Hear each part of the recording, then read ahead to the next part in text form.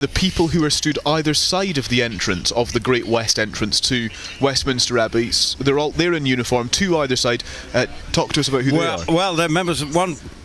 Right on as we look on the left-hand side as you were going, there's a young officer from my old regiment, the Grenadier Guards, and they've got about 300 personnel involved in various elements, whether musicians or some people playing roles within the Westminster Abbey. And remember, the Grenadier Guards, the King's Company, they do have a significant role, and they will be actually standing around him, protecting him within the, that in theory is what it's about, within the Abbey itself. So you will see various Grenadiers, and you can always tell which regiment of the Household Division they are, is because of where the buttons on their tunic are, and the Grenadiers have them sort of just a whole line of them, whereas the others will be in 2s, 3s, 4 or 5s. We're just seeing now actually that the King is in a convoy. The royal car is making its way towards Buckingham Palace as part of that convoy, and in the car indeed the King and the Queen consort making their way into Buckingham Palace, I presume from Clarence House. Indeed, they have not moved to Buckingham Palace. In fact, there is a big question as to whether they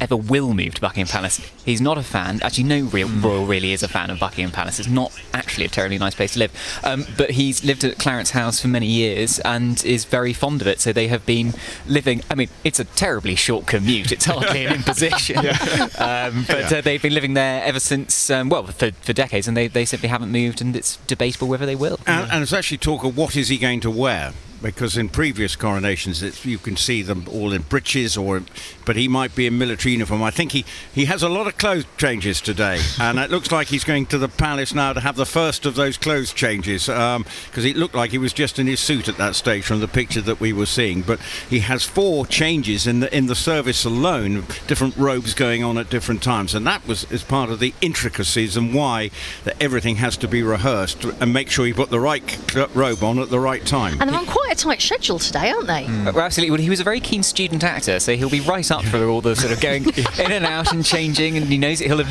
know his lines very well. It is also timed to the minute. I mean, obviously things can go wrong and things might be delayed, but certainly the briefing notes we've been given from the military, as you might expect, are down to this minute here and this minute there.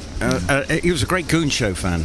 That was his thing. He loved the Goon Show, and you see through his Spike Milligan and him have struck up quite a relationship in the day, because the Goons were absolutely huge in the 50s with Spike Milligan, Peter Sellers and Harry Seacombe, and they were the passport to his youth. As things start to build up then, Rupert, and we've seen arrivals, we've seen some notable people walking into the Abbey, we've reported that for you, government ministers, some celebrities also arriving at this point, but what is it about today for you that will be the defining moment? What can you anticipate taking away from today? Me, yes, we've got all the history from Edward the Confessor deciding that this is where this church would be, the Abbey would be built, and then William the Conqueror deciding to sort of cement his Britishness to be crowned in the Abbey.